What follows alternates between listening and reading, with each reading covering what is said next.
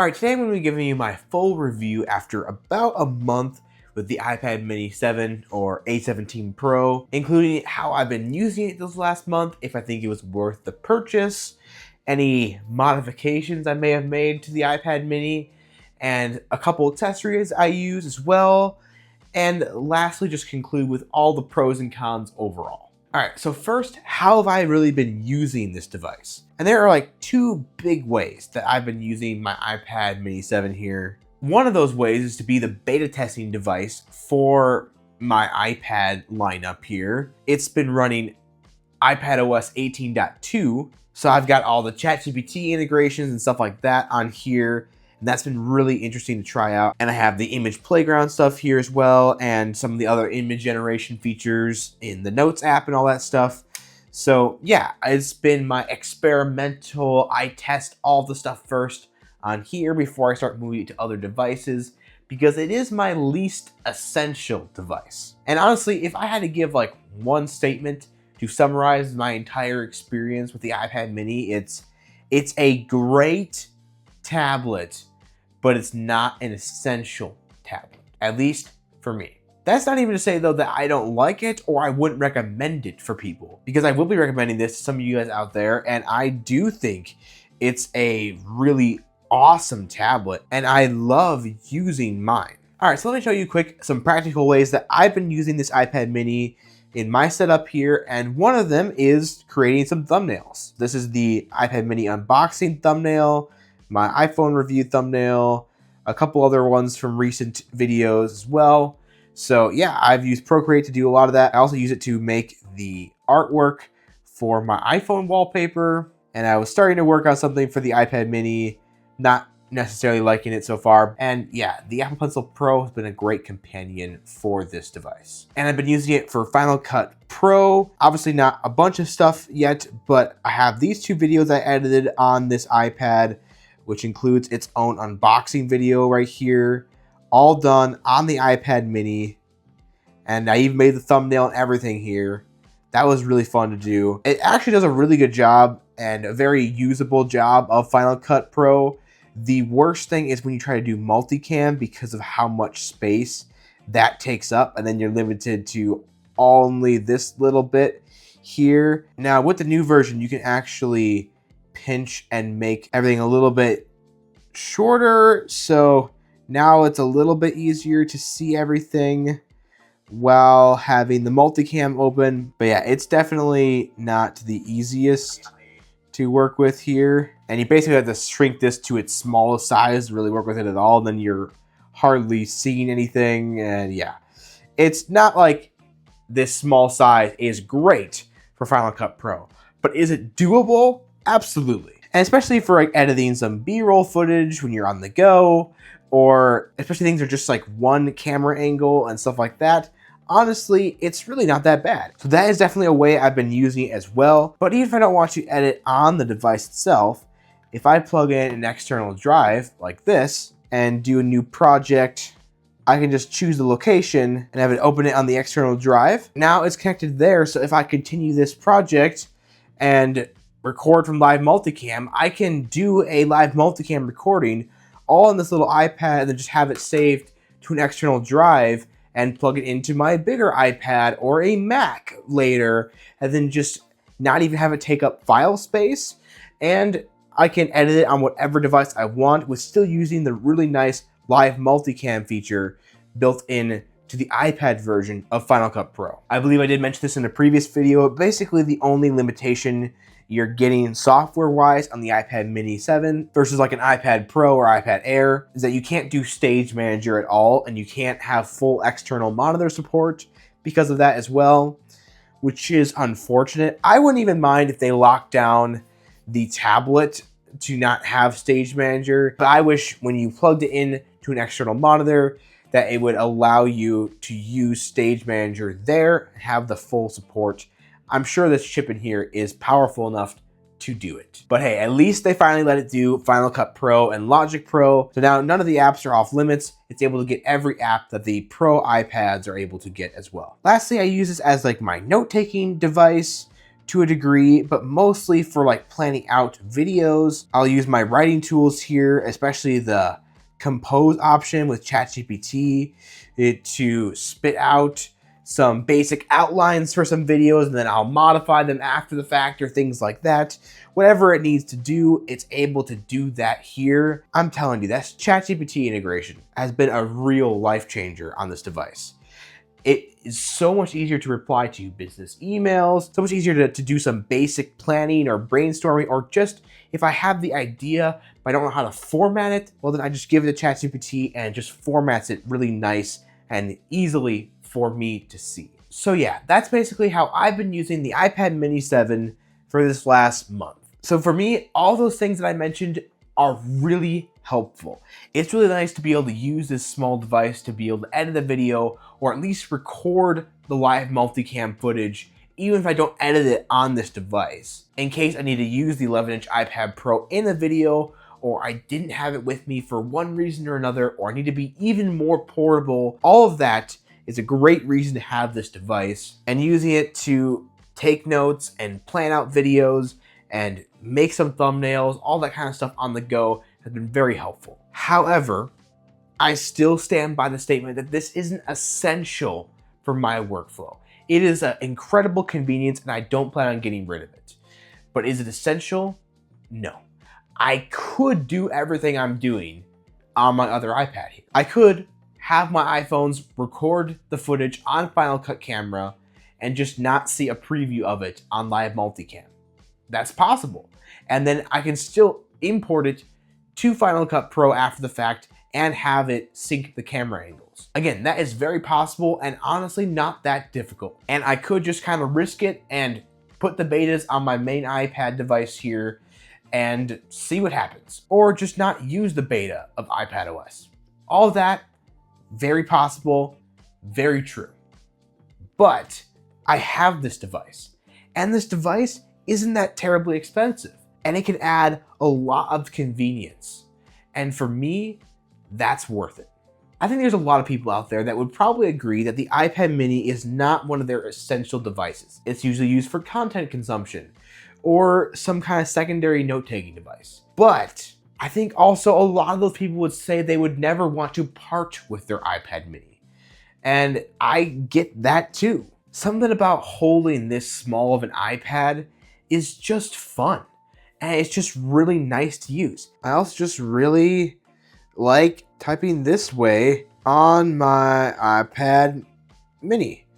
And yeah, I still make a lot of little mistakes, but the size is really nice for my thumbs to type fast. So if you've never tried an iPad mini in person, I recommend at least just giving it a try, because there's something about that size and holding it, it's just awesome. And that's one of the best ways to know if this is a device for you or not, is if you get that feeling when using it. And if you don't, it's probably not worth it. Something that I've added to this device that I haven't used a whole lot, but I have used a few times, is this MagSafe ring from Moft. I think it came with one of their accessories to the back of this iPad mini. As far as I know, the magnets here doesn't interfere with the Apple Pencil working at all or anything like that. It still works in that area, no problem. But now I get to use a whole bunch of MagSafe accessories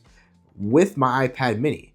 Like this Moft wallet is attached securely to the back of my iPad mini, and it can totally still be a stand. It's not sized perfectly well for a portrait mode stand. It's a little top heavy here, but it can do it. But it's almost perfect for landscape. It's a little rocky, but it definitely still holds it pretty well. I mean, if you were just trying to find something to quick prop it up for a movie or something, this would totally work. And if you didn't have a folio kind of case with it or anything like that, and you had a MagSafe wallet, well, there you go, it works. Same with something like Moft's MagSafe tripod wallet here. Basically just perfectly goes in the back of the iPad where the hinge is like right at the base there. It doesn't work quite as well in portrait, but it is usable still as well. But in landscape, it's like it was made to be. Like, this is a pretty great size if I want to set this up as like a teleprompter for myself, make it a little bit off screen here. I think that could work. It's really easy to glance at now, and it's just bright enough for that. It works, and that's really cool. Or even something like this as well, and it's just a neat way to use my iPad mini. I want to do this with my previous one, but I never ended up doing it. So doing it on the iPad mini 7 just makes sense, and it just adds a lot of functionality. This ring is also probably thin enough where if I threw a folio cover over it, the folio cover would probably still stay, and I could keep this ring underneath whenever I wanted those functionalities. Now, I have not tested that for sure, so don't quote me on that, but when I do get a folio cover for this, I will give that a try. I also got this so it could be a backup camera for this angle right here if I ever needed to film either the 15 Pro Max or the 16 Pro Max. And this camera is held up by a MagSafe mount, so with this ring here, I can literally mount it right to this mount and have it point directly at me and use the footage there. So the camera here isn't phenomenal, but it works for certain shots, and I can do it if I needed to in a pinch. I was hoping that the camera would at least be able to shoot in ProRes. So this is like the Pro Camera section in Final Cut Pro, and as you can see, I can only do HEVC or SDR. I can't do HDR, I can't do ProRes or log or anything like that. So if you're looking for this to be a super pro grade camera, then it's probably not going to do that. But I mean, this does still look pretty nice, even from just the preview window here of the quality it can get. So this will definitely work just as well as the iPhone XR that I used to have, because that one couldn't do ProRes or HDR either. So it works just as well as that, and probably still looks better quality than that much older camera. Specs wise though, it doesn't really look any different than the camera on the back of the iPad Pro, and yet that one can shoot in ProRes. I kind of have a feeling the camera is fully capable of doing it, but it's another one of those things where they locked it to the Pro iPads. Why? I don't really get it. I think it just would be so nice to have it here too. So that's how I've been using the device. It's how I've been modifying the device to fit my workflow. But I just want to go over a few more pros and cons of this device. Another pro of this device is that thanks to it being refreshed, it actually allows you to see the cycle count of the battery and give the 80% charge limit if you want to put that on here, just like the new iPad Pros, and I believe the new iPad Air does that as well.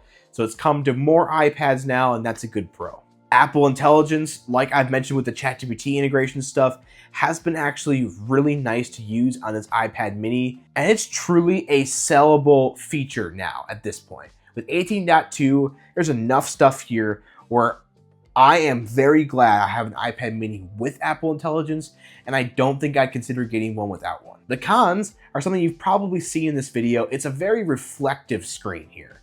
And because I'm used to that nano texture screen on my iPad Pro, it just feels a lot worse now in comparison to it.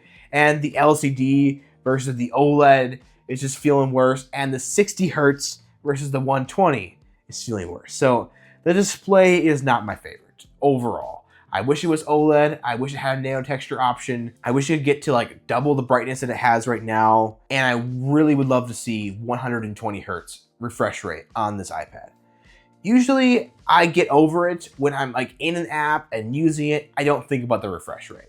But sometimes like navigating around the home screen or just seeing some of the animations go, that's when I catch the slower refresh rate.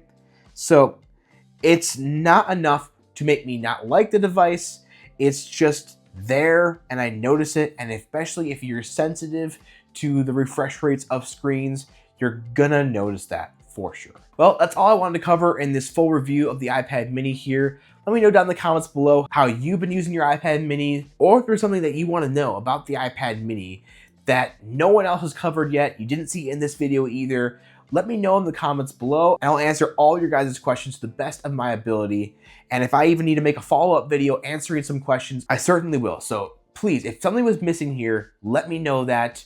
Or if you have any kind of critiques to the video, let me know that as well. I want to improve and get better, so that way these videos can be properly informative to you guys. If you got the money and you got the use for it, get the iPad mini. It's a fun device. You're not gonna regret it. If you never use the Pro apps though, and all the new features of Apple Intelligence, even the ones in 18.2 look blah to you, well then I don't think the chip itself is a big enough reason to go for the iPad mini 7 over the iPad mini 6. Just get the 6 for a big discount. It's still gonna be good for another several years, but if any of those Apple Intelligence features are looking pretty cool to you, I would just go for the 7. I think they are worth it to me, and they're gonna be worth it to a lot of people. Although, image creation, no. Don't get it for image creation. Anything like ChatGPT, Midjourney, they're all gonna be leaps and bounds better than Apple's image generation stuff right now. And the Genmojis are kind of fun, but they're just not that refined and they're super limited. You can't use them in any kind of professional setting. Like I was actually able to use Midjourney and ChatGPT to generate some real concept art for the game I was working on, Masters and Martyrs, but that just is not gonna be possible, at least not where they're at right now. Anyway, guys, if you enjoyed this video, please like it and comment below. And of course, subscribe. I'm trying to get to 5,000 for the end of the year. So if you're watching this and not subscribed, please do so. And if you're wanting to build a setup similar to mine, all the equipment I use is gonna be linked in the description down below. And I did a full review on this desk that I use as well, so check that out. And as always, have a great rest of your day.